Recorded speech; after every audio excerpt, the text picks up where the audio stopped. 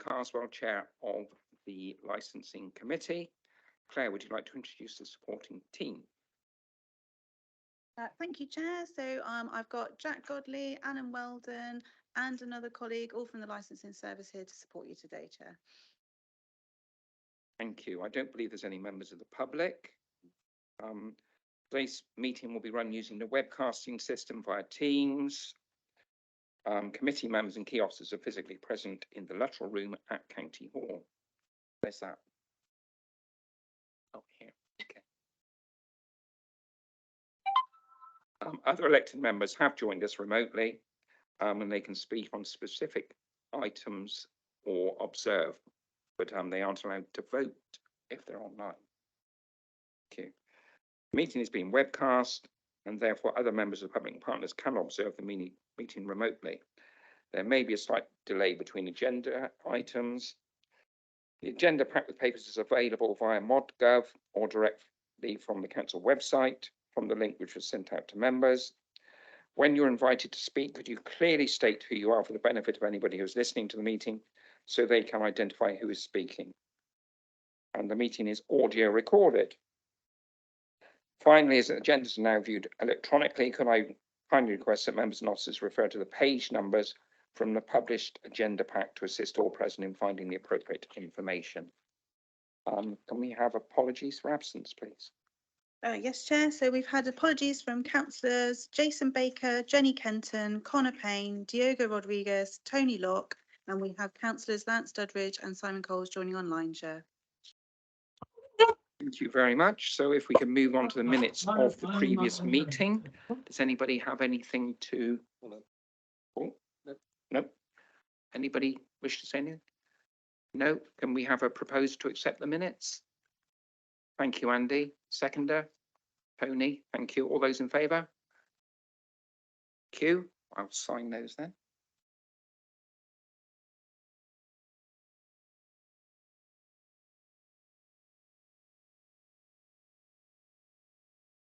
Declarations of interest.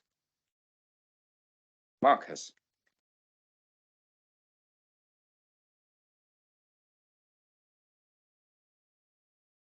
Oh, there you go. Thank you, Chair. Yeah, my usual declarations of interest are in my register of interest, but also with particular to today's meeting, I'm one of the consultees that responded to the consultation. I've taken advice as a local operator, and I've been told to declare personal interest, but can still take part in the meeting. Thank you. Thank you, Marcus. Just for information, does anybody who holds a licence got to declare it, Claire, of any sort? You should do that. Okay, I just wish to declare I hold a gambling licence. Tony?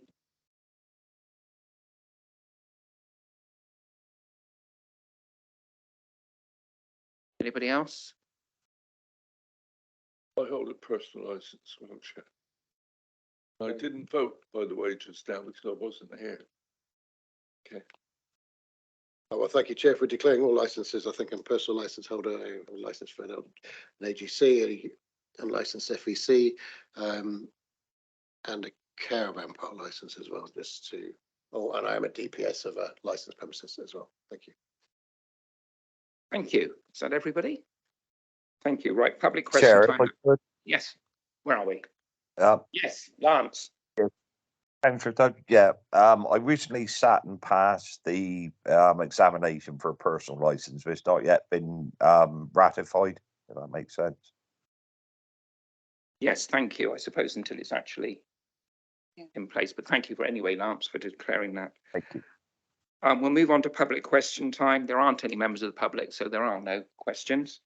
So that's brilliant. Okay, now on to the main body of the meeting today, which is the gambling policy.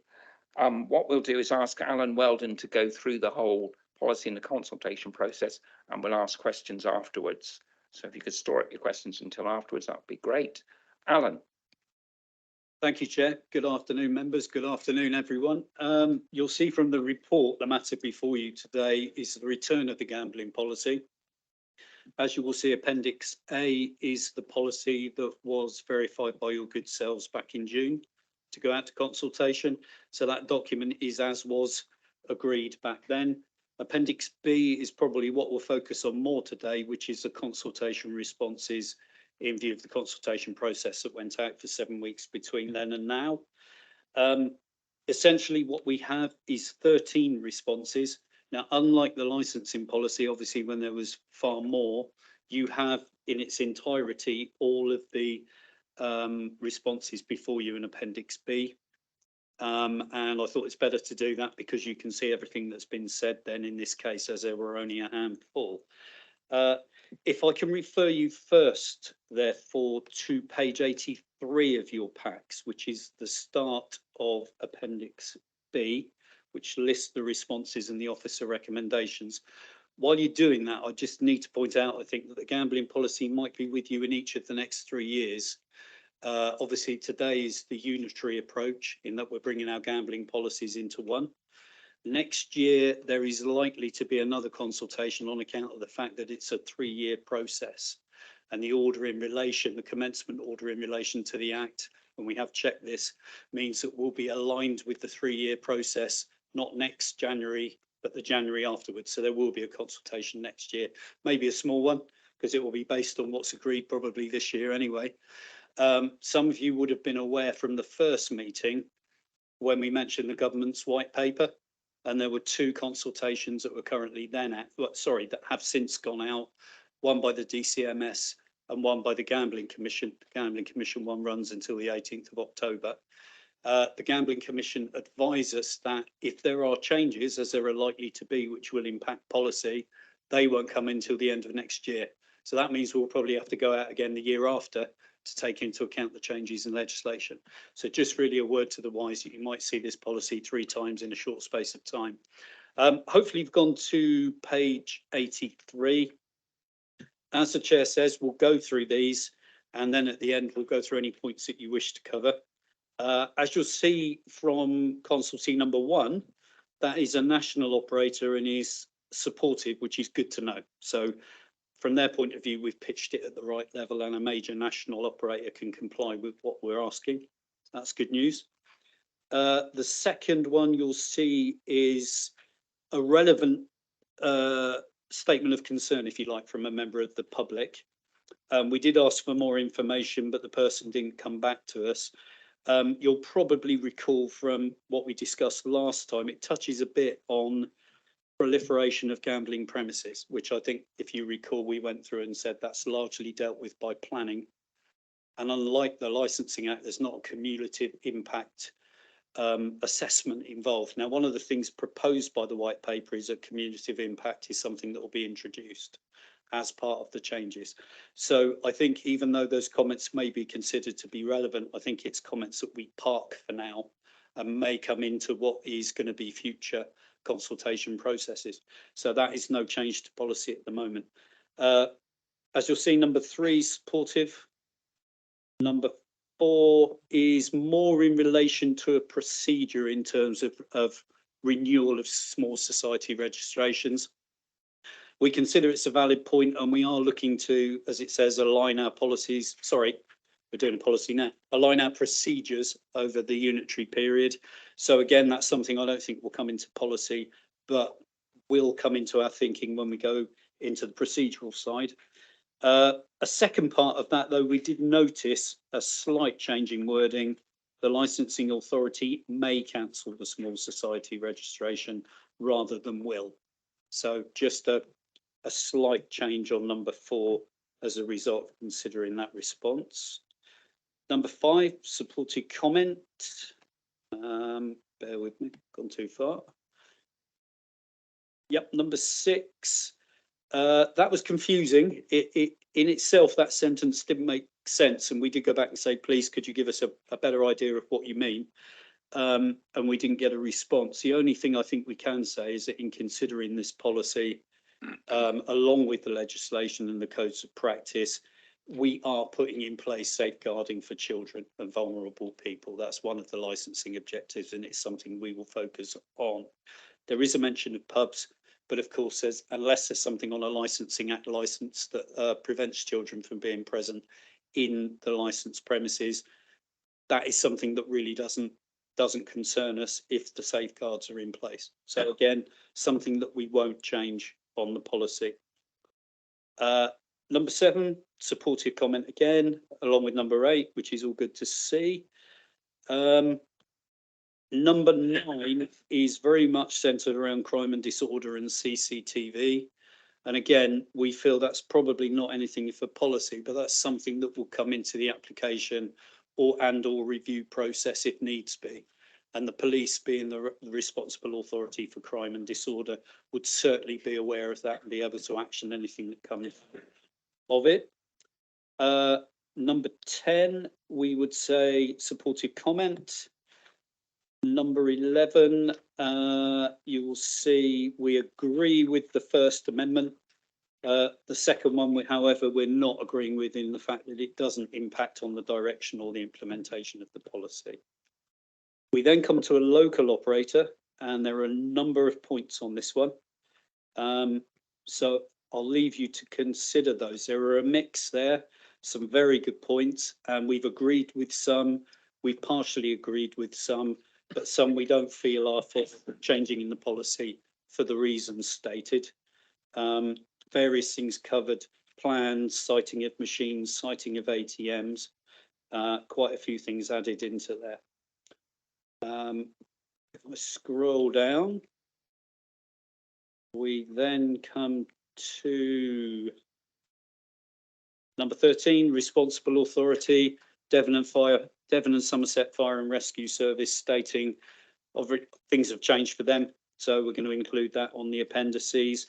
Then a couple of minor amendments at the end, which came to mind following our meeting about the Licensing Act in terms of the way we termed the summary and the mapping in the introduction. And then finally, a request for officers to have delegated authority to make minor amendments. And that's pretty much it, Chair, unless, of course, there are any questions. Thank you. Thank you very much, Alan. Just for clarification, it may say it somewhere else, but what does UFEC stand for? It's a family entertainment centre permit, so it's an unlicensed family entertainment centre. And there's a difference. A family entertainment centre would be for category C and D machines. A family entertainment centre permit is just D machines. So they're categorised for children to use. So a standard arcade with the lowest category of machine. Such as a Penny Falls and That kind of thing, yeah. Very low stake and low return, yeah. Okay, thank you. I did get confused by the cranes, but then I realised you're talking about tall cranes and that noddy car outside and things like that. Yeah. Yeah. Okay, I'll open it up to members for questions or comments. I'm looking. Anybody online? Simon, Lance? No. You? Please, were we not going to go into detail over this local operator one, because it's like 2 or 3 pages? I thought you might have said more about it. If you wish, Chair, we can go through each one. I think we've all had the paper and we've all had an opportunity to read it, so I don't really see a good reason to go through it in detail, unless you absolutely want to request that we do, but I don't feel the need to go through it in detail, to be honest. And I know the operator, I think, is satisfied with the answers given and the various amendments proposed or not proposed. Thank you, Chair. I go on what you said. Yeah. Thank you very much, Hugh. Marcus. Thank you. Yeah, I'll make a couple of comments, I think. I mean, I think I'm going to look at it more from a strategic than nitpick on the points. Obviously, there's answers given and reasons for those, and yeah, I worry that we could, especially bearing in mind what's being said about this is going to come back to us in the next year or so, whether we could do it by committee in a room. So I think that's very difficult, you know, like now. So I think for me, it's balanced, it works. What I would say, and I think there's a couple of little bits that I think, and I'm going to quote probably Susanna Fitzgerald on this one, where I say that, you know, you give someone a license, let them run the business. And I think that's what we need to remember as a committee, that we do that. And I think I was having a discussion with my daughter on the way here on the car, on hands-free, I dare say. And I was explaining the licensing policy to her, which was quite interesting. And she goes, and she's a member, she's registered by the FCA. She goes, so basically it's just so you do your job properly, is it? And which actually was, I struggle to argue against that. What I do sometimes think is that we go into detail where is unnecessary, because you're giving someone a license to operate a premises, give them that license and let them get on with it. Don't try and micromanage. And I think some of the comments, and obviously some of the comments by the local operator, is not going to take much figuring out who it is, bearing in mind my declarations of interest earlier, were along those lines that don't, I mean, as an example in there, there was a plan of where things are. Well, operators wake up in the morning, decide they're going to run the business slightly differently just because they felt like it. That could happen. So I think it's giving them, it's being more strategic and not narrowing down into the nitty bitty of detail. And I think we've got the balance right. I think the responses are good. Haven't really got any issue with that. And I think we just need to remember that going forward, that we're not here to micromanage businesses. We're there to license people who are responsible and to run them. There are obviously regulations in place, those regulations in place for a reason. But I think that it's so you do your job right was quite a good analogy. And there's something you use in the FCA. So, and I think one other thing was in this policy, and I'm not taking issue with the wording for safeguarding for children and the fact that it's in this license and not in the pub license, in the licensing act. But where do we draw the line with licensing? Because if it's quite interesting on caravan park license, I think I had to supply my fire risk assessment, which was very useful because it made me update my fire risk assessment. And of course, at which point do we go forward and say, well, actually, if you're asking for a fire risk assessment, if we're safeguarding members of the public, when do we start asking for for electrical safety certificate? Now, that is also a very good thing, because although a fire is never going to happen to you, when it does happen to you, it's just as well you had a fire safety certificate or electrical safety certificate, because your insurance is valid. And so therefore, if anybody was damaged, say there was a big fire in a licensed premises and someone was hurt, and it turns out that there wasn't electrical safety certificate, and then the operator turns out not to have been insured, where does that leave the users of that licensed premises? So again, it's where we get that balance right, is that's a sensible thing to ask for or something not to ask for, or so where that's a sensible thing and a strategic way to ask for it. And I thought, and for me, it was that being asked for it for one license and not another is an interesting scenario. I can understand when it comes to, say, a caravan park license, there's people staying overnight, then caravans that may be more flammable than others. So I can understand how that came about, and at what point will it come about in this license, and when will the licensing lawyers start arguing with us that we're being controlling? But actually, it would seem a bit like, it would seem a sensible thing to do to ask for that certificate. I can't believe I'm saying this. I'll probably get shot by half the industry. But that electrical safety certificate could be quite important in today's world. And fire risk assessments, etc., without being too onerous and putting too much on us. I think that's probably all I'll say at this, but apart from that, and I'd just like to thank the officers because they did listen. Obviously, they haven't just took the consultations and, ignored them. They do actually, and they did with the licensing. They did read them, they did look at them, did either make changes accordingly. What I would say is I'm slightly, I don't know whether to be surprised or disappointed there's only 12 consultations, and whether that's a sign that a good sign or bad sign. Is that a sign that actually the previous policies have been working and everyone's happy? Or is it a sign that there's a bit of apathy and nobody really cares? I'd like to think it's the first, that the policy and the system's working well, that actually people, bear in mind this is the 4 policies coming together, that people are not particularly concerned and think that it's going well. So yeah, I'd like to thank everybody and thank the officers as well for what they've done. And if we can just bear in mind, going forward, that we're here to, not micromanage businesses. Thank you. Thank you, Marcus. I didn't know if you want to come back on any of those points. All I'd say was that the fact that national operator is happy with what the policy states is a good endorsement to have, I think. Not necessarily Marcus thinks, but No, okay. contrary, You want to say anything? Councillor Crowitz, yeah, I think you're right that I think in terms of your first point, there is an aim to permit gambling. That's essentially what we're tasked with as a licensing authority. That is the first thing to consider, to aim to permit gambling. And you're right, there are certain elements of gambling, if you like, particularly when we're looking at vulnerable people, that are a little different from the Licensing Act and a little different from the other bits of legislation. And I think if we've got the balance in there, that's good.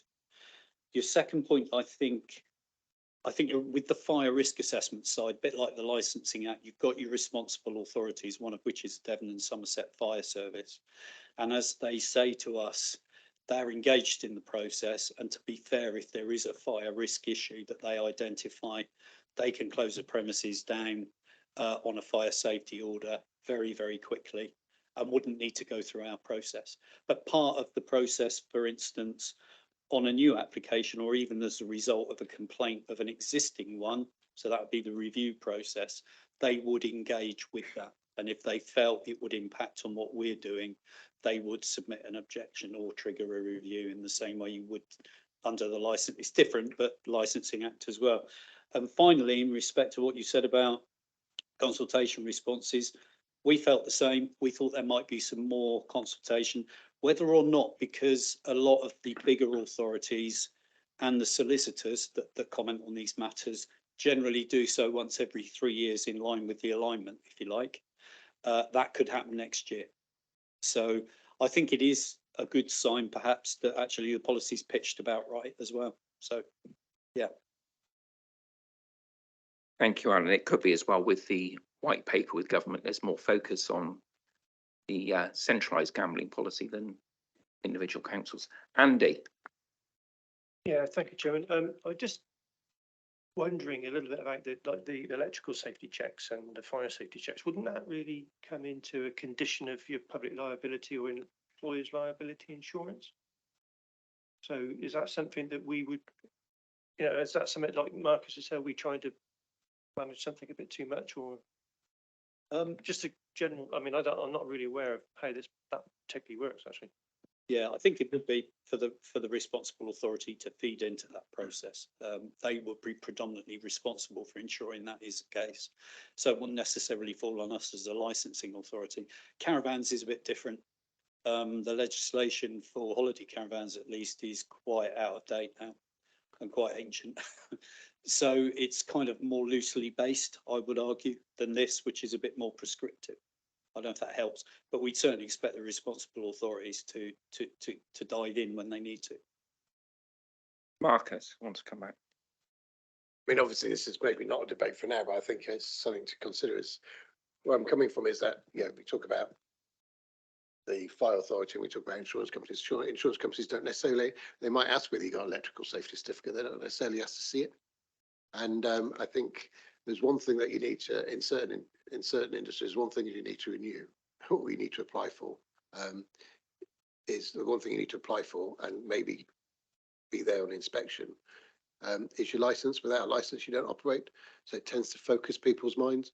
Yeah, there's a lot of people say, oh, well, I've got my insurance, it's all right. And of course, nobody ever worries about insurance and things until they suddenly have to put a claim in. So that's where I'm coming from with that. And it's another stopgap to ensure that, we're protecting the public. And I don't think looking forward, and it's not for now maybe, but maybe we should think about considering it. But it gets back to this, at what point are you micromanaging, or at what point is it a sensible thing to ensure that, there's safety? It's a bit like my making late night refreshments take cards as well as cash. There's other reasons in that, but it's at what point it becomes onerous or interfering with how they run their business. I don't think you need to come back on that, Alan, do you, unless you want to? No. Okay, thank you.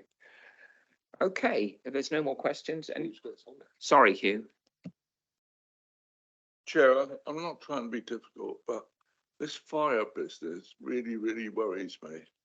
And when we're dealing with taxis, it's paramount that they've got the right equipment in there. And we can fail their license by them not having it up to date. So I don't know where we can't amalgamate it with all our licenses. Fire is a terrible thing to have. And I don't like us seem to be washing our hands or let another authority do it. Because some authorities don't do their jobs as well as what a form saying you must do or else, because they would be challenged by their insurance, wouldn't they? Thank you, Hugh. Alan, did you want to comment on? I think the key thing we've got to be aware of is we're not the experts. That's the problem. So I think we have to engage, and certainly I know we've mentioned caravan site licensing. If there was an issue on a caravan site that we felt needed to be drawn to the attention of the fire service, we'd do it through an inspection process that we'd noticed. I don't think that's going to change. If we become aware of something serious, we will pass it to the responsible authority. They are the experts and they would take over with their own legislation. Excuse me, because obviously it's very restrictive on what we can do. We can go by the Gambling Act, but they would have the powers to go in under their own concerns with a fire risk. And I've seen them go into a premises and say, right, that's it. As of now, you can't come into the premises. We clearly can't do that. So I think it's right, it's pitched for the right responsible authority, but I pick up your point. Just to reassure you, if we found something out, we would defer to the fire service. And we've done that on a number of occasions across licensing. It wouldn't be ignored, it would go to where it should go.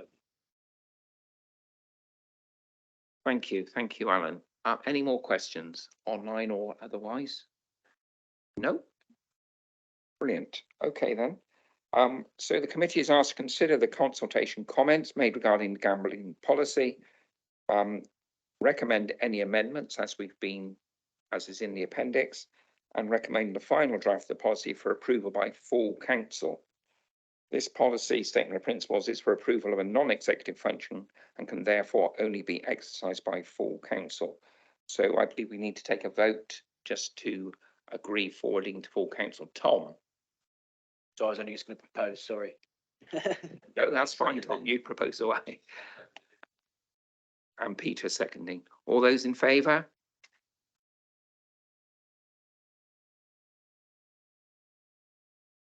Thank you very much. Full council in December. Right, I'll go to full council in December, which I've already given my apologies.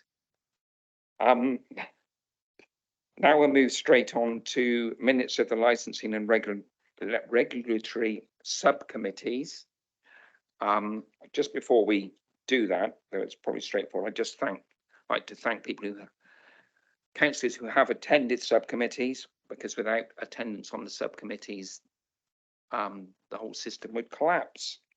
And it's good to see as well this month the attendance has improved, and we have had apologies from every member who hasn't attended, so that's good.